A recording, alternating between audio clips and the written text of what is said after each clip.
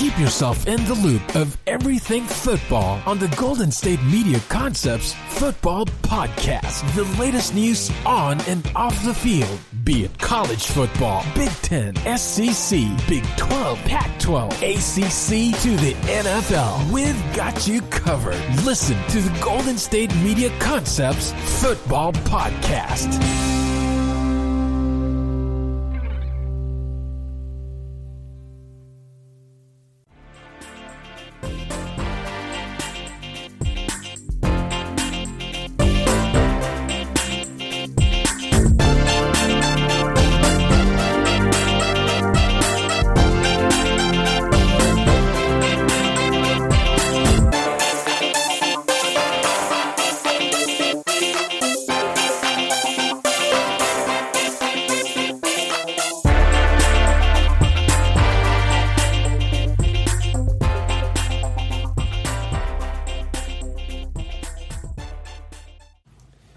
Welcome, ladies and gentlemen. You are listening to the GSMC Football Podcast, which is always brought to you by the GSMC Podcast Network. Go give the Podcast Network a listen wherever you find your podcast. You can listen to all different types of topics, really wide variety from sports to,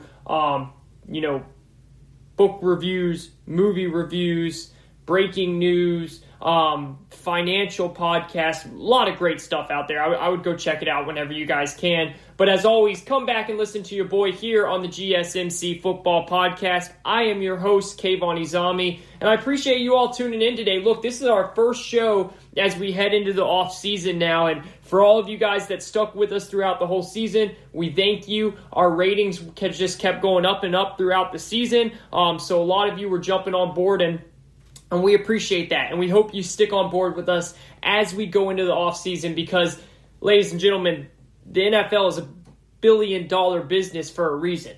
And that reason is it's a 24/7, 12 months a year type of sport where we're going to be talking about it. And this offseason particularly is going to be the most fascinating offseason because of everything that is going on with quarterbacks. A lot of quarterbacks could possibly be moved. A lot of teams looking to upgrade or get a new quarterback at their position. A lot of wild card teams that could come out of nowhere. A lot of teams that are up in the air with what they want to do. And then you also have big free agents now like J.J. Watt. Where is J.J. Watt going to go? Is he going to go home to Wisconsin and play with the Green Bay Packers? You know, J.J. Watt, he has a house in Wisconsin. He went to Wisconsin for college. That's a huge thing for him. He's talked about before how he would love to play in Lambeau Field. It would be like a dream because he grew up going there as a kid,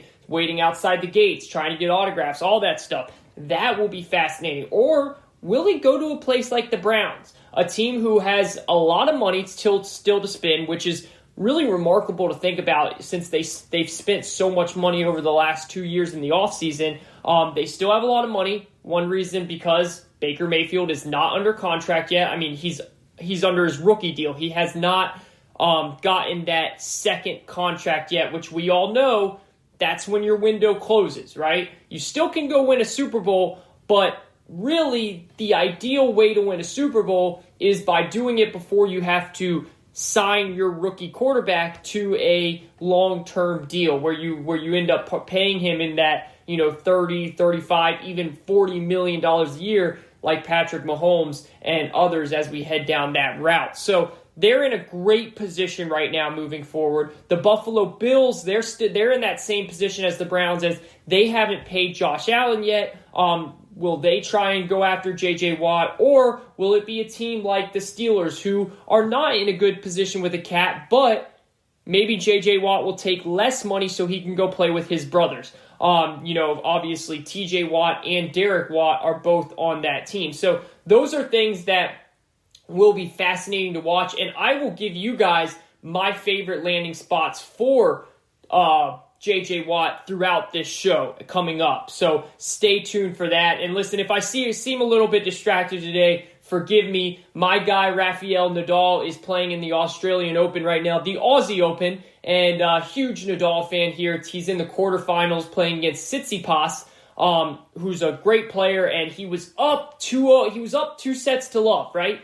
He won 6-2, 6-3. Then he was in a tiebreaker in the third set, and he screwed up in that tiebreaker, ladies and gentlemen. He let Tsitsipas come back, win that set. Then he let Tsitsipas win the fourth set, and now he is tied 3-3 going into the fifth set. And it is a fascinating match right now, and I'm going to be very upset if my guy Nadal blows this lead. So going to try and give you guys all my attention here as I always do, but if I seem a little distracted or if I give you guys some updates throughout the show, you might hear some cheers. That means Nadal's doing well. If my voice gets a little angry as we go throughout, well, that's because Nadal probably lost. But I'll keep you guys posted on that. And listen, I want to start the show by this because we've been talking a lot about Deshaun Watson, right? And the Deshaun Watson news. Where is he going to go? Or is he going to go anywhere? Will the Texans give in and trade him? Will Deshaun Watson give in and say, you know what, we can work things out? Or will Deshaun Watson willing to take a huge hold and say, I'm not showing up. I'm not showing up. I know that a lot of reports out there are the Texans aren't even taking calls anymore. They are not going to trade Deshaun Watson. That they're firm on that, right? So maybe it's going to take a little bit more pushing from Deshaun. Maybe it's going to make him have to say, hey, I'm not showing up to training camp. I'm not showing up to off-season workouts and mandatory workouts. I'll take the fine. That's fine. I will take the fine. But I'm not showing up because I want to get out of Houston. And I would not blame him one bit if he did that. So the reports are, if he does, if the Texans do trade him, there is one team that is aggressively going after him right now, if you listen to the reports. And I told you guys on the last episode that this was the team that was going to trade for him. I said when it's all said and done, this is the team that will have Deshaun Watson come week 1 next year. And most of you will remember it because I was very angry about this. I was not happy. Makes me upset because that team is going to be the Carolina Panthers. I predicted this a couple weeks ago. I said it again last episode, and I'm sticking by it. And now the reports are really starting to come out and back what I was saying. And the reason why I said this in the beginning, the reason why I said I think Deshaun Watson's going to the Panthers, because listen, I get it. The Miami Dolphins, they have more assets, right? If you look at it, they have the number 3 overall pick. They've got a young quarterback in Tua, who will be on his rookie deal for a long time, for a couple more years still, who has all the makings to be good. Yeah, he had a rough first season, but it's his rookie year in the NFL. They've got another first-round pick that they can trade out of. So they have 2 first-round picks this year that they can give to Houston plus Tua, right? And then, so that right there is very appealing. Then you have the New York Jets, who have the number 2 overall pick, who then have another first-round pick just like Miami because of that Jamal Adams trade. So those 2 teams right there are, in terms of the assets they have, are probably more appealing to Houston, or probably show that they have more to offer to Houston, right? So a lot of you say, well, how would you think of the Panthers? And the reason the Panthers came to mind is because of one guy, and his name's David Tepper, the owner of the Carolina Panthers. David Tepper is a go-getter. David Tepper is an owner. And real quick, the reason why I said I was upset that the Panthers are going to be the team to trade for him is because I'm obviously a Falcons fan, right? So the idea of playing in my head that I have to play against Deshaun Watson twice a year scares the living crap out of me. Literally scares the living crap. That guy is someone that I do not want to see twice a year, especially now that we're finally, Drew Brees is finally retiring. We don't have to deal with him twice a year. Then Tom Brady comes into the division, so great. Now we have to deal with him and Deshaun Watson. Doesn't sound fun. It does not sound fun, but the reason why I went with the Carolina Panthers is because of David Tepper. David Tepper is a go-getter. He gets, what he wants, he's going to get it. And he has been an owner for, a year and a half, 2 years now, and he has already shown that he's that guy. And the first thing he did was he paid an absurd amount of money for a first-time NFL head coach in Matt Rule. A coach in Matt Rule that was just a head coach in college. At Temple, he did a good job. Then he went to Baylor, and he turned around a Baylor team in 2 seasons, did a great job there. And then he was being bid on, right? The Giants wanted him, the Panthers wanted him. And remember, this is a first-time NFL coach. And David Tepper said, this is my guy. I'm not going to let the Giants get this guy, so I am going to overpay for this first-time coach to get him. And that's exactly what David Tepper did. He offered him a 7-year contract worth $62 million. You do not get that type of contract for a first-year NFL head coach. It just doesn't happen. I mean, if you look at it, Matt Rule is the 6th highest paid head coach in the NFL right now on an annual salary basis, and the guys above him are the likes of Super Bowl winners like John Harbaugh and Sean Payton and John Gruden and Bill Belichick. He is up there in that class. He is making almost as much as John Harbaugh is of the Baltimore Ravens. And if you guys remember, when he did this, when David Tepper signed Matt Rule, it made a lot of owners angry. A lot of owners angry. And they were angry because he set a precedent, right? Because think about it. In the NFL, it's a copycat business, right? So when one team does something, everyone else looks at it and they compare to that, right? When Sean McVay was hired by the Rams and he had success early, everyone wanted to find the next Sean McVay. That's why they were hiring anyone that had a cup of coffee with him. When a quarterback gets paid a certain amount of money, everyone uses that as the pedestal where I want that contract for my quarterback too, right? Because that's what he got, so that's what I should get. And honestly, I should probably get more than that because I'm next up. That's how the NFL is. So when David Tepper, a first-time NFL owner, he was a minority owner for the Steelers for a while, who, by the way, when he was a minority owner, they did a lot of winning, so he knows what it feels like to win. He loves that feeling, and he wants that feeling, and he's mentioned that numerous times since he's become the majority owner for the Carolina Panthers. So he has that. He's seen what it's like to win. He knows how it feels. Then he goes and does this, and he outbids the Giants to get his guy.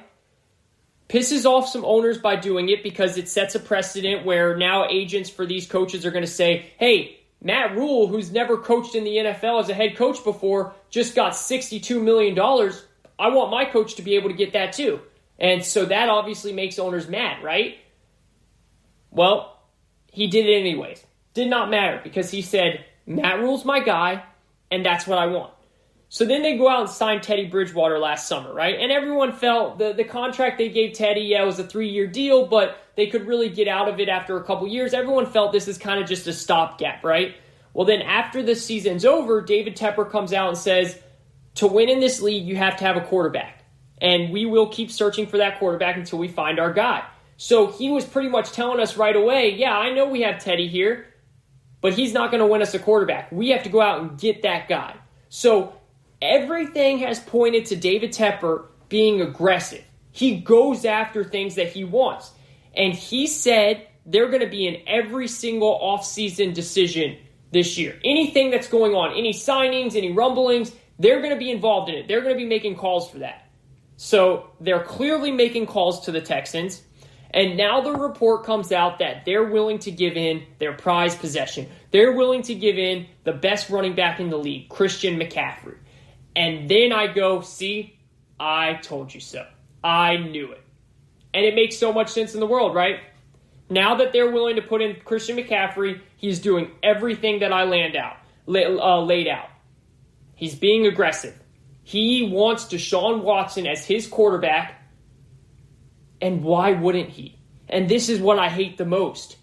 He's doing the right thing. And the reason I hate it is because, again, I'm a Falcons fan. I don't want the Panthers to do this, but David Tepper is doing the right thing here. Ladies and gentlemen, since this report has come out the other day, I have heard so many people go, what? How are you going to trade Christian McCaffrey? Christian McCaffrey, one of the best running backs out there. How are you going to trade this guy? Or arguably the best running back out there. And to me, it's a no-brainer. It's a no-brainer. Look, Christian McCaffrey, fantastic running back. I just told you guys, I think he is the best running back in the league because of everything that he can do. He's not a normal running back, right? He is not a normal running back. He is a Army knife, wide receiver, running back, everything. You name it, he will do it. He will do it. But the running back position is overvalued. It's overvalued in terms of wins. It's great. It's great when it comes to fantasy. It's awesome, right? It puts up numbers. It's a very highlighted position. It's a big position. But when it equals wins, it's overvalued. If you go and look at the last 5, 6, last like 10 Super Bowls, look at all the teams in there. There's never a high-paid, big-time running back playing in that game. I mean, look at the Super Bowl this year. You had a rookie running back in Clyde Edwards-Helaire for the Kansas City Chiefs as the starter. And then you had Leonard Fournette for the Tampa Bay Bucks, who was on a veteran's minimum after he got cut and let go by the Jacksonville Jaguars, right? The year before that, San Francisco, they had a guy in Raheem Moser who came out of nowhere, right? He was on like 5 different teams before he made a home in San Francisco, and he was playing on a very, very cheap deal. Then they were facing the Kansas City Chiefs, who had Damian Williams as their starter, who balled out, and he was not on any type of big running back deal. The year before that, New England Patriots, they always are flipping around running backs. Sony Michel was on a rookie deal then, and it was against the Los Angeles Rams, who they did have Todd Gurley at the time, so that was a big-time paid running back, but that was before they had to pay Jared Goff. So Jared Goff was still on a rookie deal then, and the Rams didn't even win that Super Bowl. You go to the next one, the Eagles. They had guys like Jay Ajayi, Corey Clement. Patriots, again, they're always rotating backs. They never have one main back they're going to pay a lot of money to. Before that, Patriots again. Falcons had 2 rookie running backs, 2 running backs on rookie deals then, and Tevin Coleman and Devontae Freeman. Broncos, Panthers, no big-time running back. Like, if you just go down the list here, it's been so long since you've had a team make the Super Bowl or win the Super Bowl who has a big-time cap fill by a running back. In other words, who is paying big money to a running back. You just don't see that happen. So, yes, Christian McCaffrey is great. He is fantastic. He puts up stats. He is an eye popper. I mean, he is someone where your eyes literally pop open with some of the things that he does. But ladies and gentlemen, we're talking about Deshaun Watson. We're talking about a top 5 quarterback in the NFL. We're talking about a top 5 quarterback in the NFL who's only 26 years old, who just led the league in passing on an awful team. Who has shown that he's a winner. He won in college. Since he's been to the NFL, he helped the Texans get to the playoffs right away. And they were going to the playoffs and winning the AFC South every single year before Bill O'Brien and the whole Texans organization screwed things up. To get a guy like Deshaun Watson, you have to give up Christian McCaffrey if you get that opportunity. It is a must. If the Texans want Christian McCaffrey in that deal, you put him in that deal. Now, obviously, if you can make the trade without him, and this is the Houston Texans, I mean, maybe you can finagle a way of just sending a bunch of first-round picks and keep McCaffrey out of it, then great. That's all. I'm not saying just give away McCaffrey for no reason.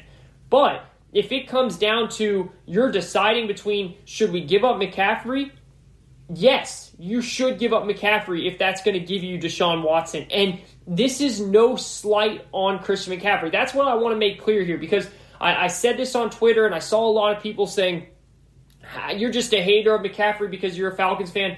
Guys, I love McCaffrey. I think McCaffrey, I've said it 4 times in this one segment, he is the best running back in the NFL. But you give up someone like that. I don't care if it's McCaffrey. I don't care if it's Zeke Elliott. I don't care who it is. It does not matter to me. You can name any running back playing right now. I am giving him up to get Deshaun Watson.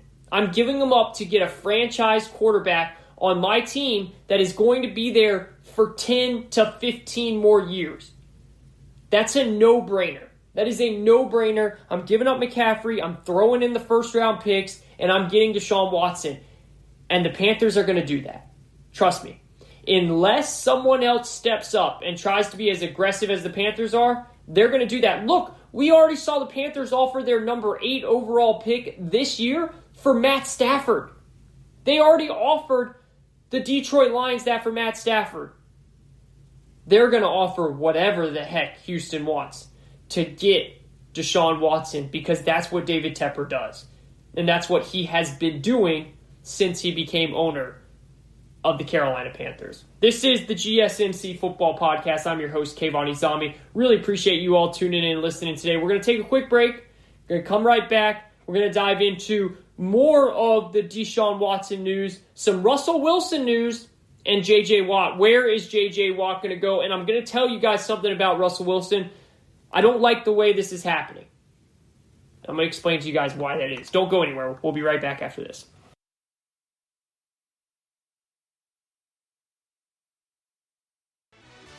Are you looking for help for your fantasy football team? Check out the GSMC Fantasy Football Podcast. Get today's best advice on who to start, who to sit, even who you should draft. From sleeper picks to red-hot lineups, they got it all covered for you. That's GSMCpodcast.com/fantasy-football-podcast. We'll cover traditional leagues, dynasty, PPR, even IDP leagues. When you need fantasy help, there's just one show to hit up. Don't forget to like them on Facebook and follow them on Twitter. Visit GSMCpodcast.com for more info.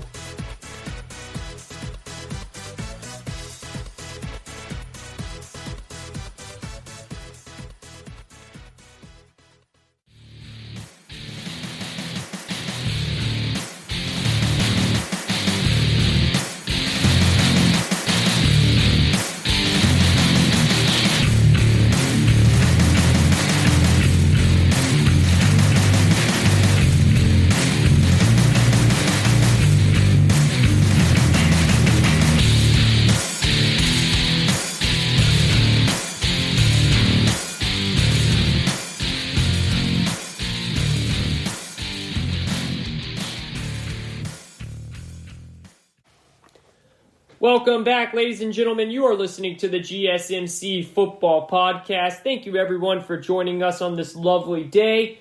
Unfortunately, my guy, Rafael Nadal, just lost. That was the second time in 226 matches where he has blown a two-set lead. He was 225-1 in majors if he was up 2 sets to love.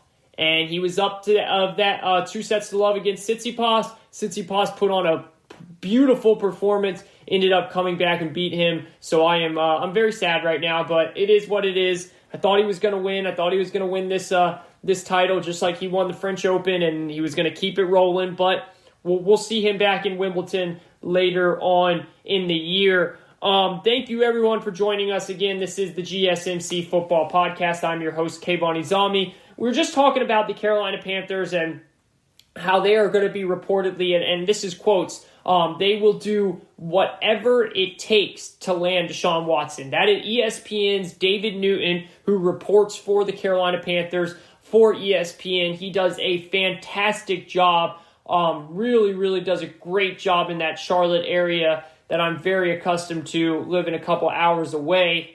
Went to school there and everything, lived there for good 5 years.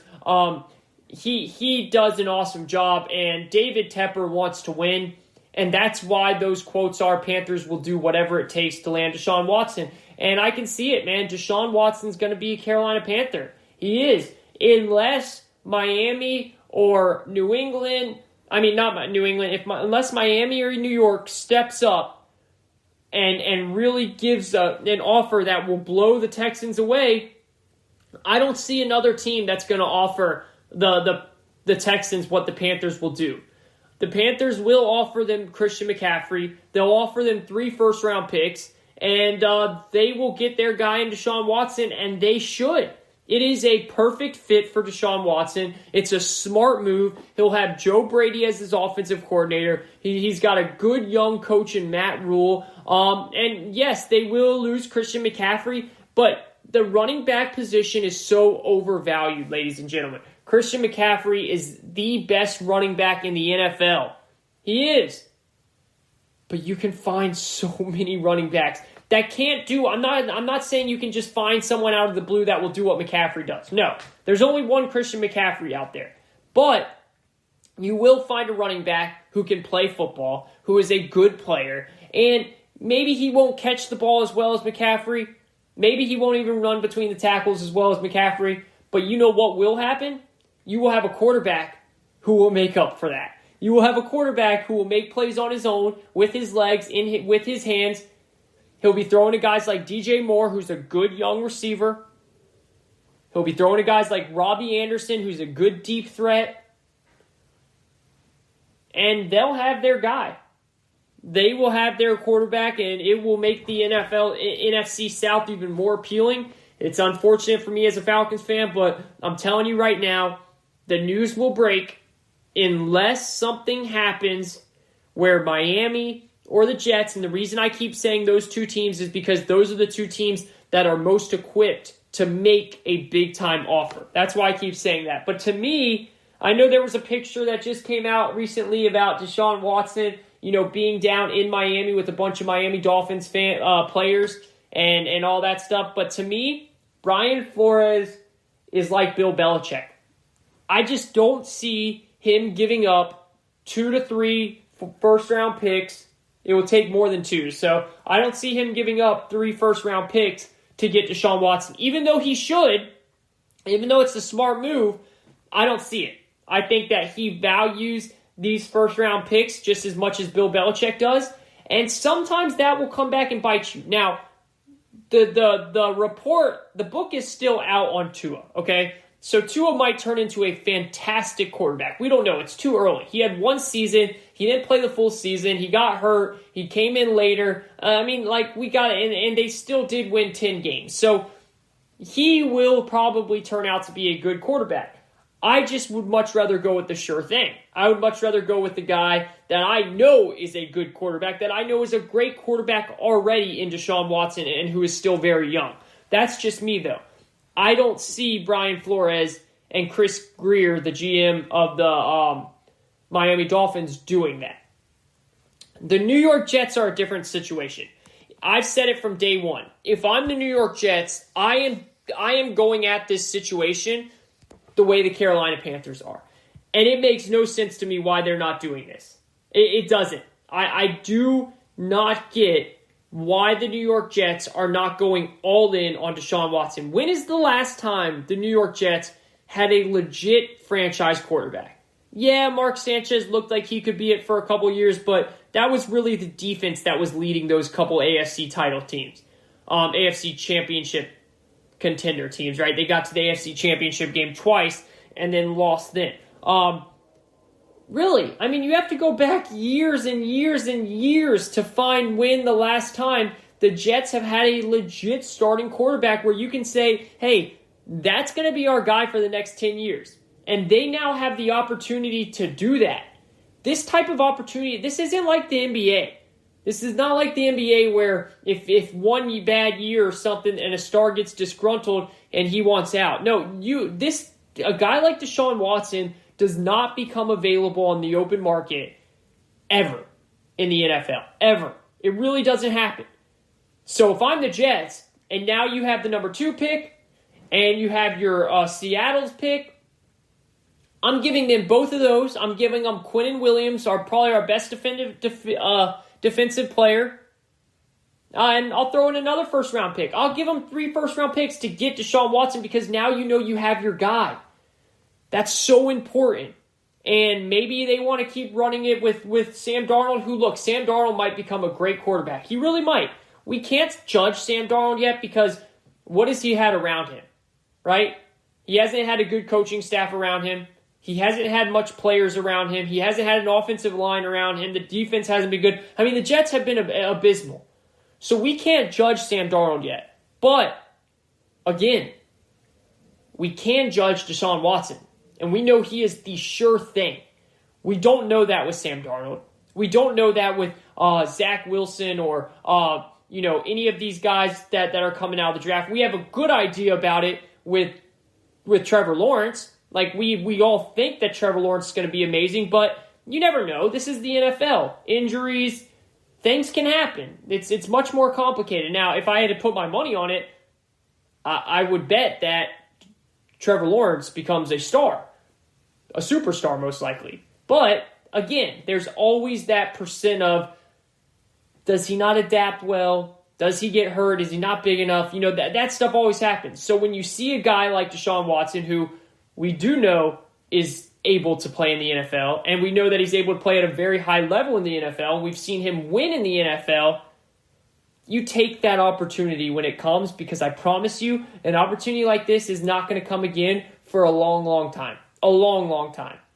That's why I don't understand why the Jets are not doing what the Panthers are doing. The Panthers are the only team that is going about this in the right situation. They are. They are doing, quotes, whatever it takes to get Deshaun Watson. And they should be.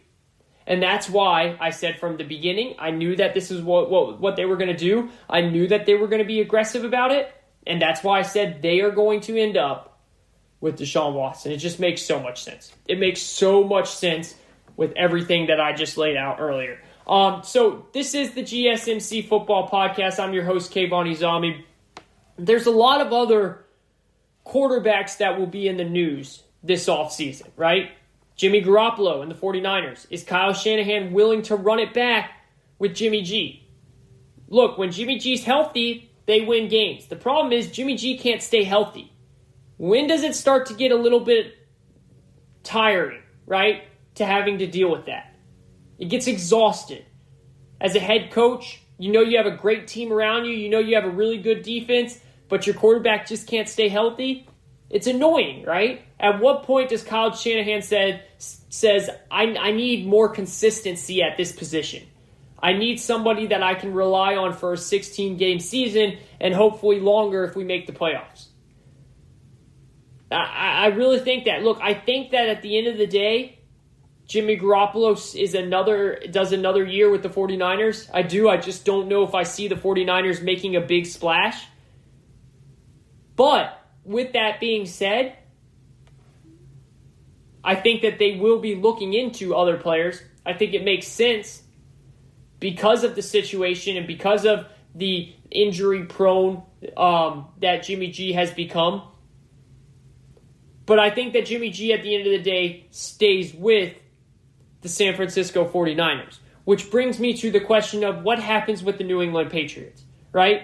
And this is where Bill Belichick has to step up. And this is where Bill Belichick has to become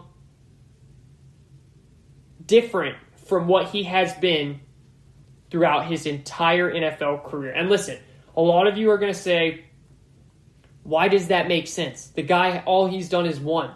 He's a winner. And he's won his way. It's always been his way. And you're right. But the circumstances are so much different now. See, he was winning his way because he always had a quarterback there who was willing to do it his way, who was willing to take pay cuts, who was willing to take criticism from him in front of the entire team, who was willing to get yelled at by him in front of the entire team, who was always willing to take pay cuts and was always willing to buy into the system. He always had that guy in Tom Brady. So that allowed him to not trade first-round picks. That allowed him to not trade up in the draft, instead trade down in the draft. That allowed him to not pay big money on free agents and let big-name guys like Chandler Jones walk away. That allowed Bill Belichick to do all of that stuff because Tom Brady cooperated. And at the end of the day, Tom Brady was always playing lights out. Belichick does not have that safety net anymore. Belichick does not have Tom Brady anymore. So he has to change up his system. Because last time I checked, they're not drafting number 1 overall, so they're not going to get Trevor Lawrence. Last time I checked, Cam Newton, their quarterback right now, clearly did not work out there. Last time I checked, Jarrett Stidham is nowhere near to being a franchise quarterback. And I don't even want to hear that he is, because if he was, he would have started some games last year when Cam Newton was struggling so bad. They still wouldn't put Jarrett Stidham in. So they don't have a quarterback on the roster right now. They're not in a position in the draft to go and get one. So what are they going to do? Bill Belichick needs to cough up a way to get a quarterback, whether that is trading up in the draft or whether that's going out and trading for a guy like Carson Wentz. Why not? Why not go and get a guy like Carson Wentz? If you believe in your system so much, if you believe in your coaches, Josh McDaniels, all those guys, why not go after a guy like Carson Wentz, who looks like you might not even have to give up that much to get him? Maybe you give up a first-round pick and you get Carson Wentz. Because right now I don't know if anyone's offering a first-round pick other than the Bears. What other option do you have, right? You're not getting Matthew Stafford, and frankly, Matthew Stafford came out and said, the Patriots is the only place I don't want to go. Now, is that because Matt Patricia's there? We all know Matt Patricia was the head coach for a couple years in Detroit. That didn't work out well. Is that because he looked at the situation and said, they're not in a winning situation right now, I don't want to go there? Is that because the weather's cold? Who knows? But at the end of the day, Matt Stafford did not want to go to the New England Patriots. So time is running out. Are they hoping that the Colts trade for Carson Wentz and then they can trade for Jacoby Brissett? Or are they hoping like a guy like Mac Jones falls to them in the draft? I don't know. But if they wait and wait and wait and hope and hope and hope that one of those situations is going to happen, they're going to end up as the only team without a quarterback, just like last year. If we remember, they didn't sign Cam Newton until extremely late in the offseason. They were standing there with their hands in their pants, just waiting. Everyone was signing up quarterbacks. Phillip Rivers goes to the Colts. Everyone's drafting their quarterbacks. They don't draft anyone. Oh, is Jarrett Stidham the guy? And then out of nowhere, late into the offseason, almost right before training camp, they signed Cam Newton. They don't want to be that team again. Bill Belichick's going to have to go different from his normal ways to get someone. And the pressure's on now. See, it would be much different if Brady didn't have a super successful year this year, right? If Brady just made the playoffs, lost in the first or second round, it would have been like, okay, look, Brady, he's still a great player, but to get all the way over the hump, he probably needs Belichick. Then Belichick, it would have been, hey, it was a COVID year. He had a lot of players opt out. It was Cam Newton's first year there.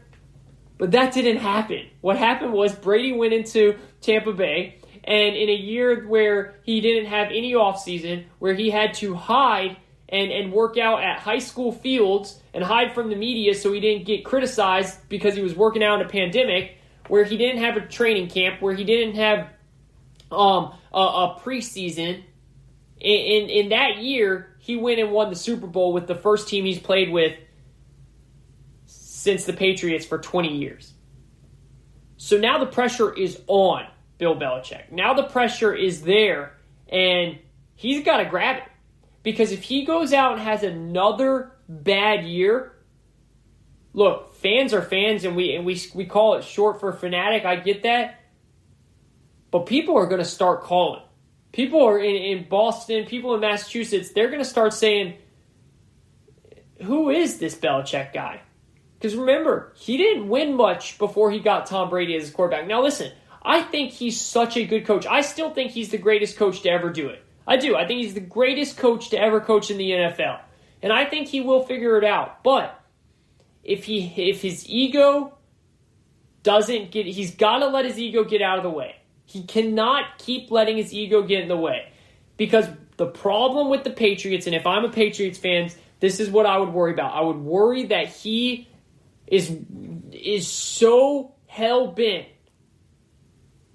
on making sure that everyone realizes his system works no matter who is in. No matter who's the quarterback, no matter who's playing, his system works. So because of that ego, because of that thinking, he might not go out there and give up a couple of picks to get a quarterback. He might not go out there and spend big money on a quarterback or free agents and stuff like that. And that's what would worry me as a New England Patriots fan if I was one. Because if he doesn't do that, then the Patriots are going to be sitting. I don't care that all these players will come back after opting out this year. I don't care. If he doesn't go out and spend money, if he doesn't go out and get a legit franchise quarterback, they will not make the playoffs again. Because all that's happening is the AFC is getting better and better. This isn't the AFC of the old where Tom Brady and Bill Belichick would automatically start off the year with 6 wins because they were going to sweep every team in the division. No, the Miami Dolphins won 10 games last year and they have 2 first-round picks this year. They're on the up and up.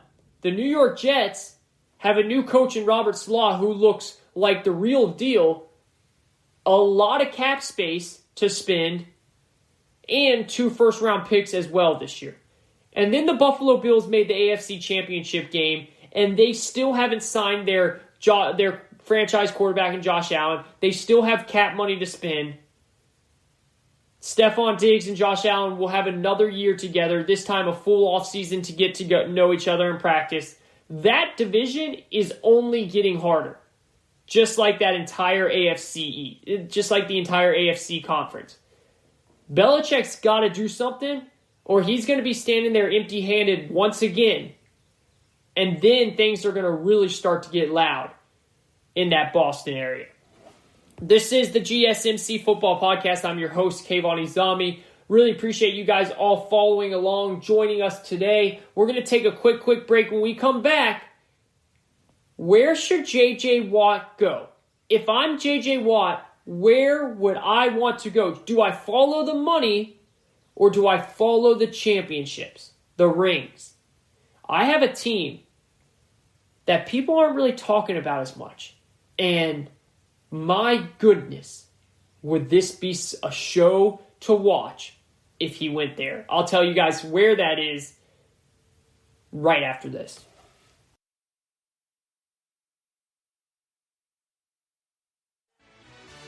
Check out the show that's built on the MMA. From the UFC to extreme cage fighting, they got the fights covered. Check out the GSMC MMA podcast. Get the latest news on past or upcoming fights. Join us as we talk to and about some of the biggest names in the MMA, past, present, and future. When it's the fight game, there's just one show to check out. GSMCpodcast.com/MMA-podcast. Don't forget to like them on Facebook and follow them on Twitter. Visit GSMCpodcast.com for more info.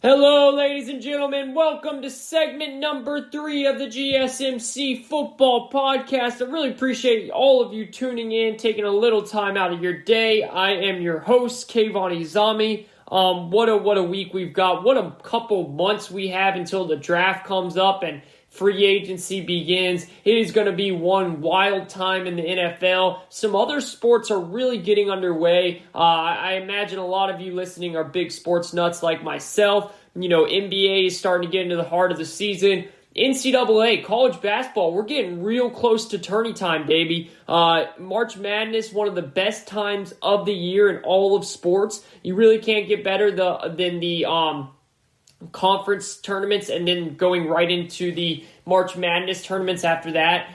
it's going to be a weird year this year with all of the games happening in Indianapolis, but it's going to be fun. We didn't get it last year, so we definitely miss it. That's for sure. But hey, the great thing is there is still so much football news to talk about, especially something that has recently come up in my attention here, on my desk, I should say. Somewhat of a breaking news, but, it came out a little bit ago. And that is, I want to hold off what we were about to get to talk about this, and that is that the Steelers general manager, who has been with the team for a very long time. His name is Kevin Colbert. He's been with the team for a long, long time.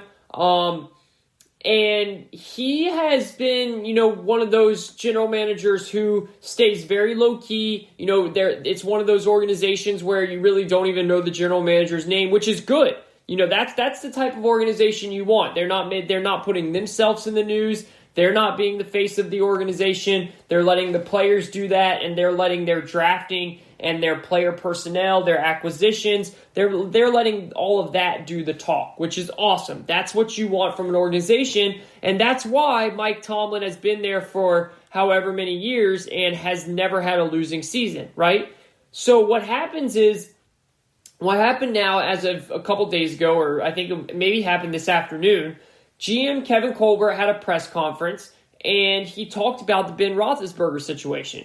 Now, if you asked me right after the season ended, I know they ended on a tough way, I would have said there is no chance that the Steelers play next year with another quarterback. I would have said because they started out 11-0, because things were going really well, they're going to run it back one more year with Big Ben, also because he has such a big cap number on the salary. They're going to run it back one more year, then Big Ben's probably going to retire. Well, some things have changed since. I mean, we've now seen Big Ben's longtime center, Marquise Pouncey, retire. His brother Mike Pouncey also retired, but that's neither here nor there. But and so Big Ben played with Marquise for a long time, and the center quarterback position, it's a very special relationship, right? Because you really have to have a good connection with the center because you're getting the ball from them every time. I mean, you are closest with the center. You're taking the snap from them. They are blocking for you right up the middle. The play starts with the center and the quarterback together. So they clearly had a big relationship, a good relationship, and we saw that after they lost to the Browns when they were sitting on the sideline together after everyone cleared the field, and they were sharing a moment. They were crying, they were looking at the field, they were saying maybe, this could have been our last game. Well, I fully thought that Big Ben was coming back. I didn't think that was going to, I thought, okay, one more year, because he played so well at the beginning of the season, because the team played so well at the beginning of the season, he'll come back one more year and try and run it back because they ended this season with a very bitter taste in their mouth. And also, look, I know that Big Ben did not play well down the stretch, right? There's no doubt about that. He did not play very well down the stretch. But with that being said, he did have this team 11-0, and there was a lot of unfortunate things that happened to this team as they got down the stretch. Remember, they had two massive injuries. They lost two of their best linebackers on defense. They were the best defense in the league until their top two linebackers went out with a torn ACL, both of them. So that right there is very hard to overcome. Okay? Then they weren't able to establish the run game. That's not all on Big Ben. That's on the offensive line. That's on their running backs. That's on the schemes that they were running. Look, that's a mixed bag of issues, right? Now, Big Ben did a bad job of turning the ball over. He's always had that issue, always. So I'm not saying that we can't, Big Ben definitely has some blame here, but it's not all on Big Ben. There was a lot of unfortunate things that happened to this team down the stretch after they started 11-0. So if I'm the Steelers, I would want to run it back one more year. Why not? See what happens. Now, I get the other side of this too, because Big Ben is old. He does have injury issues. And he did look worse and worse as the season went down the stretch, right? There's no doubting that. So you obviously want to get yourself lined up for the future. And I feel like the Steelers are kind of thinking that right now. And I also think the Steelers are an organization that they're always looking towards, being successful for as many years as possible, that maybe they're looking around and seeing all these quarterbacks that possibly could be on the move this year. And they're looking around saying, could we possibly snatch up one of these quarterbacks? And just, let Big Ben retire this year, or let him move on to another team this year and start over right now. I think that will be harder said than done, because no matter what, whether Big Ben retires, whether they cut him, whether he goes to another team, trade him, whatever, or whether he stays on the team, they have a $22 million cap hit by Big Ben, no matter what happens, right? So that's already going to be there. They already are in terrible cap situation anyways. So I honestly think the best bet for them is to roll it out with Big Ben one more year, let him restructure his contract, let him take a big pay cut. And remember, they signed Dwayne Haskins. Now, a lot of people think Dwayne Haskins is a lost cause right now, right? He had a terrible stint with his first couple years in Washington. He's immature. He did not look like an NFL quarterback. There is no doubt about that. But that doesn't mean we can just label him a bust and that he's not ever going to be a good NFL quarterback. Some people, as I've said with Carson Wentz, just needs a change of scenery. We've seen it happen before. You go to a new place, you get in a new coaching staff, you get in a new system, you get with some different weapons, some people that believe in you. Boom. Things change. Right? Things change with ease sometimes. Other times, things don't change. Other times, things are the same, and you realize that Dwayne Haskins is who we all thought he was. But we don't know that yet. So why not roll out Big Ben for one more year and let Dwayne Haskins get a lot of reps in practice, watch him, maybe let him get some reps during the preseason. Maybe if there's some games where you guys are winning, he can get in. See what you have in Dwayne. See what you have in Haskins, because you might have your new quarterback right under your feet. If you don't, then you start planning for the future, because there's a lot of things that this team needs to do. Look, I don't know if they're going to bring back Juju Smith-Schuster. I don't know if they're going to bring back James Conner. They've got some free agents, and I personally wouldn't if I'm in. The Steelers have done a better job than any other team in the entire NFL in bringing in wide receivers. I mean, whoever their wide receiver scout is, that man deserves a massive raise because he is legit. I mean, they found Deontay Johnson in the later rounds. They got Chase Claypool in the second round. They find these guys out of nowhere. They just pick and pluck these guys, and they turn into gold. James Washington's a good deep threat. They got Antonio Brown a couple years ago, or a while back in the 6th round, I think. So they're really good at finding. You remember they had, I think it was Mike Williams. I forgot. I think it was Mike Williams, who was that speedster. He had trouble. He couldn't stay off the weed, as Stephen A. says. So he wasn't able to stay in the league. But he was special. He was very, very talented.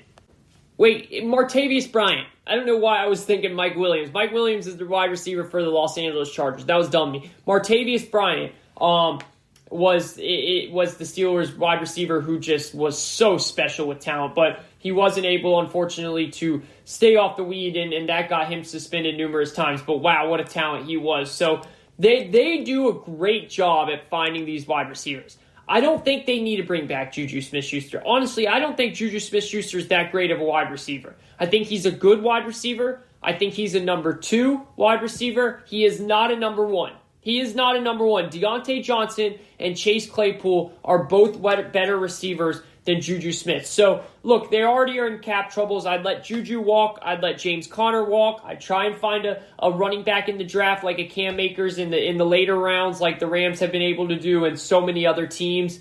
You can find running backs all over the place. That is a position that you can find a lot of talent throughout the college landscape.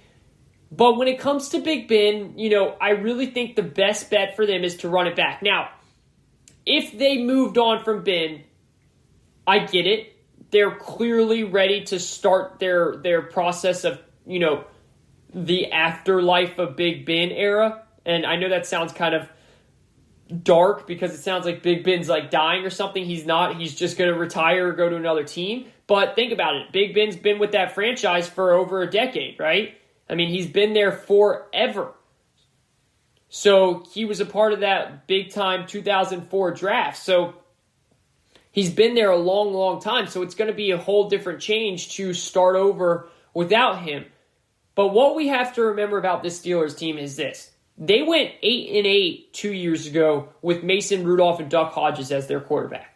They were 11-0 with Big Ben, an older quarterback who just came off elbow surgery last year until big pieces of their defense got hurt. This is a team that does not need a superstar quarterback to win big. If they did get a Deshaun Watson, write them down right now to challenge Kansas City to go to the Super Bowl. Write them down right now. I would actually maybe pick the Pittsburgh Steelers if they had Deshaun Watson with that defense, with Mike Tomlin as the head coach. I would pick them to go to the Super Bowl next year. I would. It would be a stacked roster, but I don't think that happens because they don't have the assets and the resources to trade for Deshaun Watson. But I also don't think that they need a Deshaun Watson to win. I don't, because they have such good pieces on the defensive side of the ball. They've got a great head coach in Mike Tomlin, which is why I think it's okay to run it back with Big Ben. Look, you're going to have to establish a run game. The offensive line is going to have to play better. There's no doubt about that. And Big Ben is going to have to play better himself as well. But that's not asking for that much. We're not asking to put the onus on Big Ben. Last year, towards the end of the season, Big Ben was throwing 50-something times a game. I don't care if you're Tom Brady or you're Peyton Manning. If you keep throwing 50-something times a game, eventually you're not going to have success in this league because you're just doing it one way and one way only. You have to be able to change it up. You have to be able to be less predictable. You have to be able to run the ball and throw the ball. Mix things up as best as possible. Look at the Super Bowl champions, Tampa Bay Buccaneers. They were extremely unpredictable. They were balanced on offense, played great defense. Isn't that what the Steelers were when they were 11-0? They were ranked the best defensive team in the league, and they were a balanced offense. Something changed there, and that's what ruined the rest of their season. So, to me, Big Ben isn't as big of the issue as is the offensive line and finding out what you're going to do in the run game. And then, of course, getting your defense healthy, right? You can't keep having big-time injuries. Because injuries, and I get it, it's part of the sport, but that's going to be the downfall for the Steelers. So I get what, everyone's talking about, and they're going to. Kevin Colbert, GM of the Pittsburgh Steelers, he came out and said, for now, it's kind of like that. It's kind of like what Les Snead, the general manager of the Rams, did a couple weeks ago, right before he traded Jared Goff. He was like, Jared Goff is our quarterback. Pause. For now. And when he said that, we were all like, okay, so you're pretty much telling us he's going to be out the door in a minute. Kevin Colbert did the same thing. He said, Big Ben is our quarterback. Pause. For now. I just think that this situation is a little bit different. I don't think the Steelers are in as big of a hurry as the Rams to just push Big Ben out the door. Right? I don't see that happening. Now, it could come down to they want to move on, like I said. And if they do, I'll be very, very interested to see what direction they go. Do they roll out with Dwayne Haskins? Do they go for a Mitchell Trubisky on a one-year deal? Someone who's a little bit more mobile. Someone who's a little bit more modern in terms of the NFL game. Maybe that's something that they do.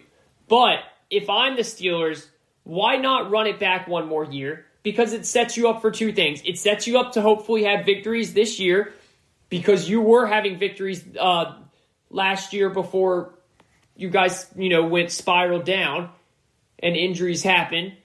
And it also sets up you getting a chance to either draft a quarterback or see what Dwayne Haskins has. And you never know. A new situation, a new environment could be a huge help for Dwayne Haskins. And that's something I'll be looking forward to seeing what happens from here. But that's my thoughts on the Steelers situation and what Kevin Colbert came out and meant when he said that. Very interesting, right? Very interesting. Now just another team that we need to follow here. Again, we knew all the teams that we were going to be watching when it came to the quarterback carousel. Didn't think the Steelers were one of them. I really didn't. I thought for sure Big Ben was coming back at least one more year. Sounds like he wants to. His team might not be on that same thought process, though, and we'll have to watch that. Now, another interesting storyline going on with NFL quarterbacks is the Chicago Bears. We just talked about Mitchell Trubisky, right? Where are they going to go from here? Mitchell Trubisky's now a free agent. They didn't pick up his fifth-year option, so he is able to go sign wherever he wants. The Bears clearly want to trade for Carson Wentz, but now there's a report that came out and said they're not going to trade for Carson Wentz unless Carson Wentz wants to come there. Carson Wentz now has some power in his hands. Now, I told you guys this. I am a big Carson Wentz fan. I believe he is a good quarterback. I believe he still can be a good quarterback. And I really put my back on his side, right? I backed him up. I really did back him up throughout this season. I said that the play calling was atrocious, which it was. I said that Doug Peterson clearly does not like him, and he clearly did not like Doug Peterson. There was some tension there. They did not coexist well. So, and then I said, you know what? I blame the Philadelphia organization for what they've done to him. Okay, not only did his backup win a Super Bowl, which was great and all that, but then they go and put a statue up right away. Right away. So this young guy that's supposed to be here for the next 10 plus years has to walk in every single day looking at the statue of his backup. You don't do that right away. Wait 10 years down the road, then have a ceremony about it. You just don't do that. Then, after finally he gets over the fact that Nick Foles he doesn't have to look over his back anymore at Nick Foles. He has a great 2019 season. Then the Eagles go out and in the second round, they draft Jalen Hurts. And this isn't just any quarterback out of college. This is a quarterback that won almost every game he played in with Alabama and Oklahoma. He almost won the Heisman. And he's a stud. So, finally, Carson Wentz gets over the fact that he doesn't have to look over his back anymore. He has a great season for the Eagles. And then what do? Instead of drafting him the right weapons that he needs, because this team is lacking hella weapons, they go and draft another quarterback for him to have to look over his back. I'm done with the Eagles. I'm done with it. I am on Carson Wentz's side. And I've stated that for a long time now. A long time. And now that we know where he's going, it changes everything, and it sets up for a season with a lot of pressure on Carson Wentz, but also a situation that is miles and miles better for him. He's going to a much familiar place. He's going to a place where he's going to feel comfortable, where he's going to feel wanted, and a coach that likes him.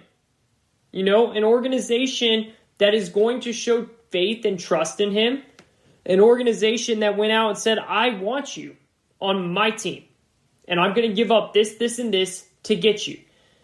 Yeah, look, if you want to call that mentally weak, whatever, call it mentally weak. But I think that's ridiculous. I think it just shows he wants to be wanted. He wants to be wanted. And an organization like the Indianapolis Colts went for him. And good for them on that. Because I believe it's going to pay off. We're going to take a quick break. When we come back, segment number 4, I want to change up here and talk more about a wider offseason and what is going to happen down in Dallas. I thought we would never have this conversation again. Last offseason, we had it over and over before the season started, and I said we're done with it, and it looks like we're not done with it. Dak Prescott, Dallas Cowboys, Jerry Jones. Is Dak really going to go through all this again? Are they really going to franchise him? I'm going to get real open with you guys on this one. Stay tuned. Come right back after this.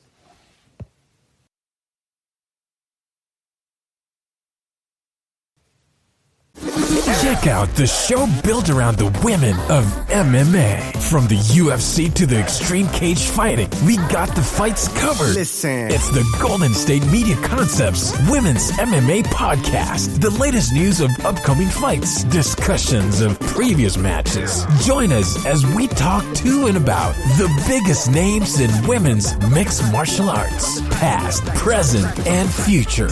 When it's the women's fight game, you know where to listen to. The Golden State Media Concepts Women's MMA Podcast.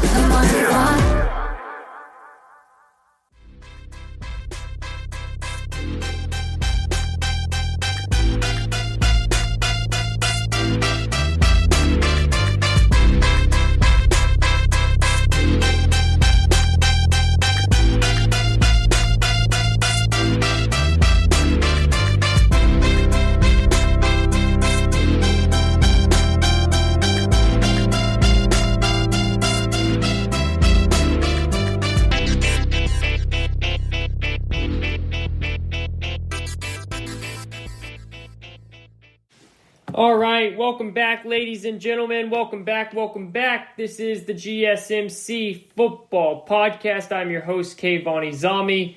Segment number four. Hope everyone's having an awesome week as we head into full swing of the offseason now, having a lot of fun, discussing a lot of things that we believe could happen and some things that we think will happen. I was pretty adamant, and I still am pretty adamant, that Big Ben Roethlisberger, is going to come back for the Steelers. I think that's a given.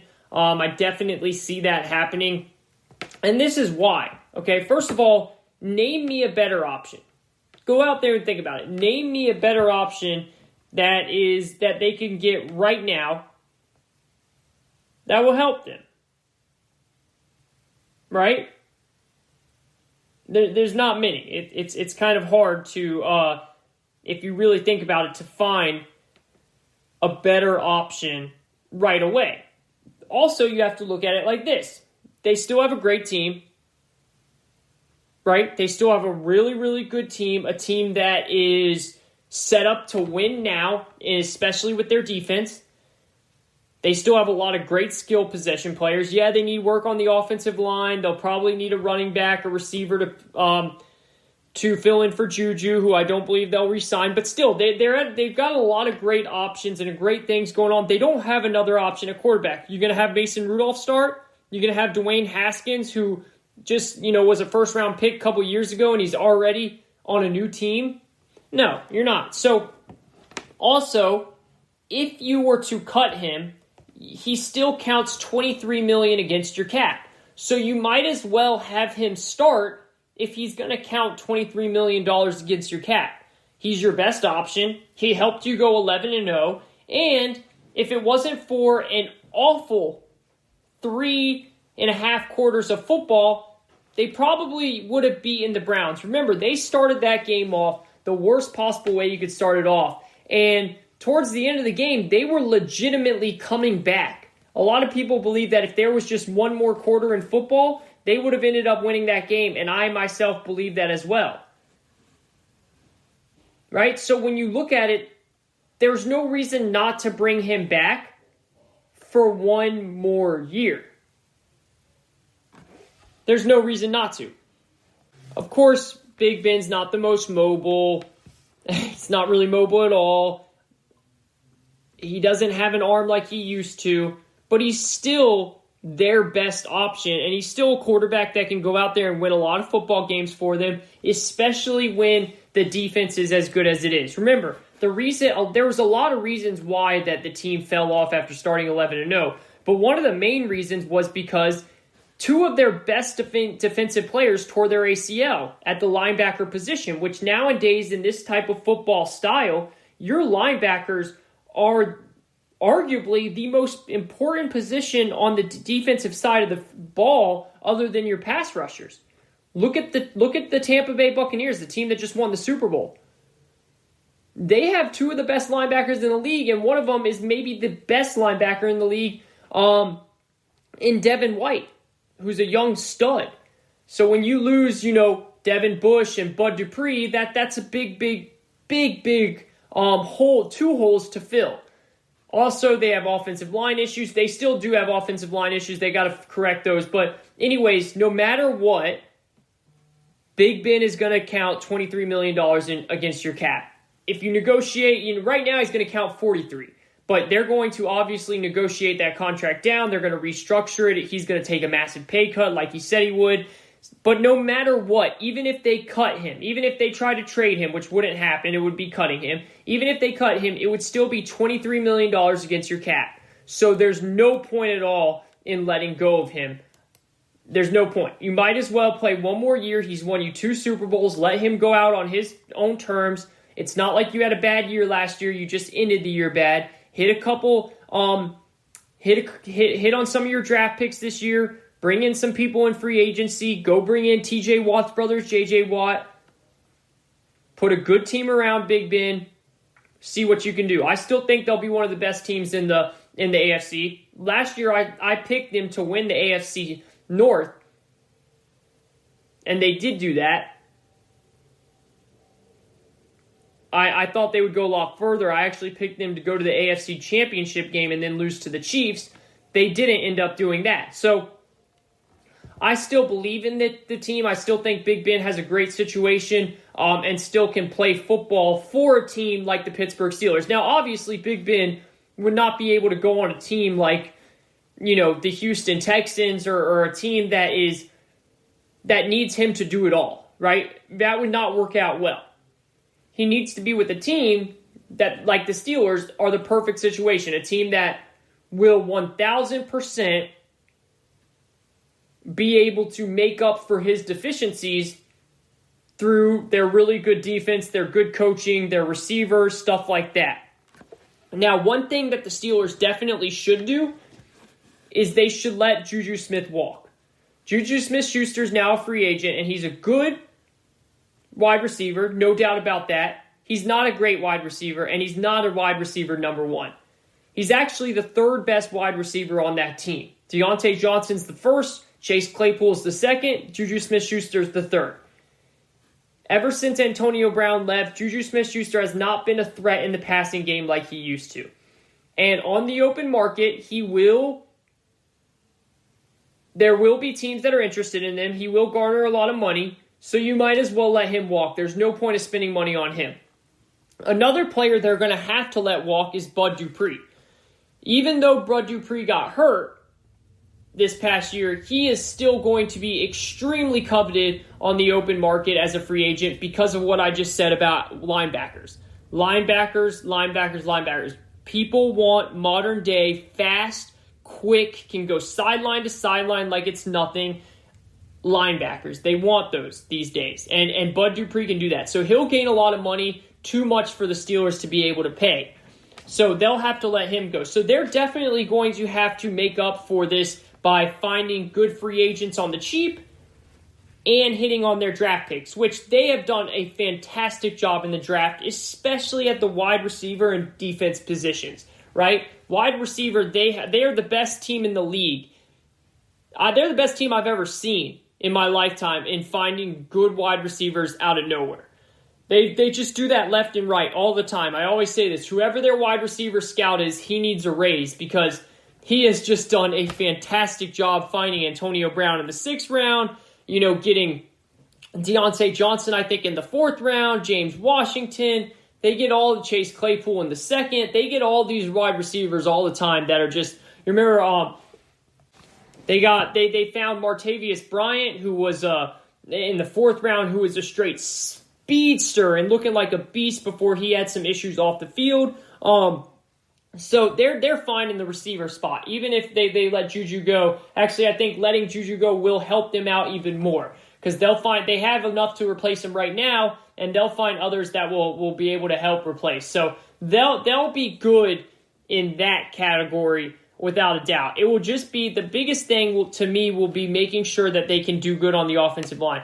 Big Ben's longtime center, Marquise Pouncey, the Steelers' longtime center, Marquise Pouncey. I say Big Ben's because Marquise and Big Ben have been together since day one as center quarterback, and you truly get a real relationship as a quarterback and a center when you work with each other that long, because obviously the quarterback is taking snaps from the center. So that's going to be a big adjustment for Big Ben and for the Steelers. So they're going to have to go out and get a better center, or to get a center to replace him, which is going to be hard to do.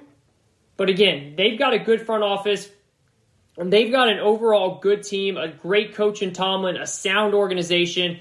They'll be able to put together a good product, a good team on the field that will make the playoffs. And if Big Ben is healthy, and their defense is healthy, and everything stays healthy, unlike last year, they could go on a serious run. Not saying they could win the AFC with the way Patrick Mahomes still is, and that Chiefs team, and a lot of other teams on the come up, but they definitely can cause some noise in the AFC. There's no doubt about that. So I don't think that's a big storyline. Obviously, things can change, but I think Big Ben is coming back, and I think the smartest move for the Pittsburgh Steelers is to bring Big Ben back. I just don't see it any other way. I don't see how it makes sense any other way. Now my question is the Patriots, and we're going to do a lot of shows on this with the Patriots, okay?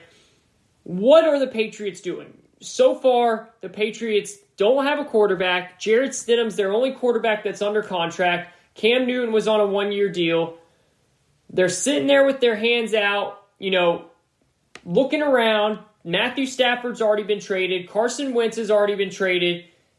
It's starting to feel a lot like last year. Now, there's still a lot of time. Technically, the free agency period hasn't even started yet, right? So there is still a lot of time, but this is what I would be worried about if I'm a Patriots fan. If you guys remember, when did Cam Newton get signed last offseason? He didn't get signed until June.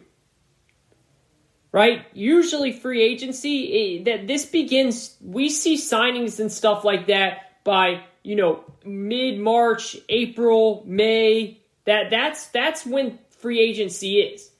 By June, July, everyone is on vacation. Everyone's team is pretty much set. So Cam Newton's sitting around. He didn't get signed till June. COVID happened. There was no offseason. There was no training camp. There was no real training camp. There was no preseason. There was none of that. So they brought Cam in late because they realized Jarrett Stidham just isn't going to get it done. They were watching him in practice. They realized that, and then they realized they could get Cam Newton for the cheap. But they were so far behind in the process. This is a team that for 20 years has had one quarterback, one system, the same thing every single year for 20 years. Then the first year that quarterback and Tom Brady leaves, they don't get started on their new quarterback, their secondary plan, until 2 months before the season starts. That's a recipe for zero success. And what ended up happening? Zero success. Right? Which is another reason why I think Cam didn't play as well as he could have. I do think Cam is a better player than he showed last year. I know he's getting older. I know a lot of injuries has happened to his body, but I still think Cam can play better football. I'm not saying he could be the Cam of the old, the MVP, all that stuff, dabbing on people, but I still think he's a much better quarterback than we saw last year. But that's a different story. The whole point is what I would be worried about if I'm a Patriots fan is you're sitting around just like last year. And next thing you know, all these quarterbacks go by. One quarterback gets signed. Two quarterbacks get signed. Three quarterbacks get signed. Who do the Patriots have? And they still don't have anyone. And once again, you're going into the offseason. You're going into the draft. The draft finishes. Free agency finishes. And you're going into the legitimate summertime. And the Patriots are sitting there with Jarrett Stidham as the only QB on their roster. That's what would worry me. Because two things that means then. One, Jarrett Stidham's going to be their starting quarterback. And I don't see any possible way that happens. Just don't see it. No, I just don't see it. Unless they're planning on tanking and getting the number 1 overall draft pick. I mean, seriously. No disrespect to Jarrett Stidham, but he's a backup in this league. He's not a starter from what we've seen so far. Anything can change, but from what we've seen of his play so far, he's a backup. He's not a starter. So if they go into the season with Jarrett Stidham as their starter, be prepared for the New England Patriots to get the number 1 overall draft pick come next year, 2022. That's one option. 2, they're sitting there hoping to sign another veteran quarterback that a lot of people think is washed up for an extremely cheap price because they don't want to go out and spend money. They don't want to go out and trade a lot of draft picks. And it ends up being the whole same situation because that veteran... See, there's no issue with bringing in a veteran quarterback. I'm all for it. I like it. I think that they should bring in, and I'll give you guys some names, and one of the names that I really like.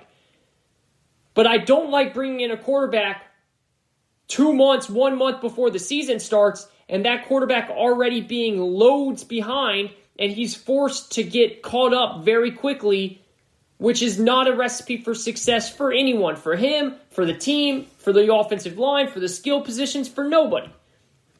Another thing is, the Patriots, and I've said this all last year, they have the worst skill position pieces in the entire league, right? There's not another team out there with as bad... I mean, even the Jets have better receivers and running backs combined than the Patriots do. That's just facts. Look at the roster, okay? So, another thing is, it hurts those players because they want to be a team that's in play to get a Chris Godwin, to get a Kenny Golladay, to get a Allen Robinson, to get a top-tier receiver in free agency, one of these receivers that is going to be looking for money, which the Patriots have, and looking to go to a place where they can get a big contract, get a big payday. But why would Chris Godwin take money from the Patriots, even if it's a big contract, when he doesn't know who their quarterback's going to be? So that's another issue. If you sign a quarterback ahead of time, then these free agents, they know, okay, this guy's going to be throwing me the ball. And that can sway their decision to come to you even more, right? And then the third thing is they decide to run it back with Cam Newton. Now, I'm not as opposed to this as some people. Some people, when I say that, they immediately shake their head and they're cringe because they just, all they can think about is how things went this past season. But I try and have people expand their brain. That's what I try and do on this show. Even though my brain's not very expanded and I'm not the smartest guy in the tool shed, we know that for sure. I try and get into the deeper picture of things. I try and look a little bit deeper than just the stats on paper and just the play that we saw.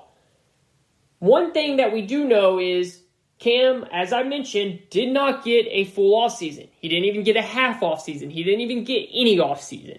He didn't get any time to get accustomed to the Patriot way and to the Patriot system. He also didn't have any skill position players. He also had 8 players on defense opted out because of COVID. Remember, the Patriots had the most players out of everyone in the league to opt out because of COVID. So, bringing back Cam Newton, it wouldn't be just running it back from what we saw last year. No, this would be a whole different team, a team that has cap space, which means they will go out and sign players, a team that will have all their defensive players back, a team that will bring in more players through the draft, and hopefully Bill Belichick will actually be able to hit on some of these players this time and get them right. And more importantly, he will have an entire offseason to get used to Bill Belichick's coaching systems, to get used to Josh McDaniels' coaching systems. And that changes everything. These play calls, ladies and gentlemen, these playbooks are hard. They're complicated. You have to be really smart to be a football player, especially an NFL football player. If any of you guys have ever played football, have ever coached football, have ever been around an actual legit team, no matter what level it is, you truly see the types of play calls that these players have to memorize. And they have to memorize them with 50 different options into one play call, right? What do I mean by that? When you just see a basic play call, you can change that one play call into 50 different things by audibling out to this and this and that and that. That is a lot for one player to learn in 1.5 months, where he's doing it all through Zoom calls and Skype and telephone instead of face-to-face working with his receivers and his coaches. So running it back with Cam Newton is not what a lot of people on face value see it as. A lot of people, again, they see the stats, they see the metrics, they remember the bad play, and they say, They don't want to remember is he never had any time to get accustomed to the playbook. He never had any time to work with his receivers, and he never really had a team, a full-fledged Bill Belichick team in the first place. Now, I'm not telling you that Cam Newton should be their first option. No. Should not.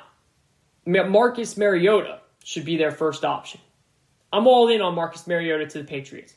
I think he's the exact quarterback that Bill Belichick and Josh McDaniels like to have. He won't turn the ball over that much. He's very cautious with how he throws it. He will try and limit his turnovers. He's not going to be that, Patrick Mahomes, go for it over the deep ball every game, just boom, boom, boom. He's not going to do that. He's not going to put on any amazing plays. He's not going to wow you. But he's a good quarterback. He's a smart quarterback, and he's a dual threat. He can use his legs. He can use his arm. He's a team guy first. He's a very yes, sir, yes, ma'am, no, sir. He the locker room loves him, and you don't have to give up or pay a lot to get him. And that is the biggest point here. It's been reported that Bill Belichick offered a second-round pick for Matt Stafford. Guys, Matt Stafford ended up getting traded for 2 first-round picks. And Bill Belichick sitting over there saying, no, we'll give you second for him. Like, we're getting rid of your scrap. We're taking your scraps or something like that. If he's not willing to step up and up that ante to get a quarterback, he's not going to end up with a legit quarterback then. He's just not. You're not going to end up with a Matt Stafford. You're not going to end up with a Carson Wentz. You're not going to end up with a Jimmy G. But you might be able to end up with a Marcus Mariota, who is much better than just a second-round pick worth. But because he hasn't got to play much, because he was the backup last year, teams didn't get to see him, because he did okay in Tennessee but not great, he'll go for a little bit less than he should. Maybe a lot less than he should. And that is what Bill Belichick's looking for.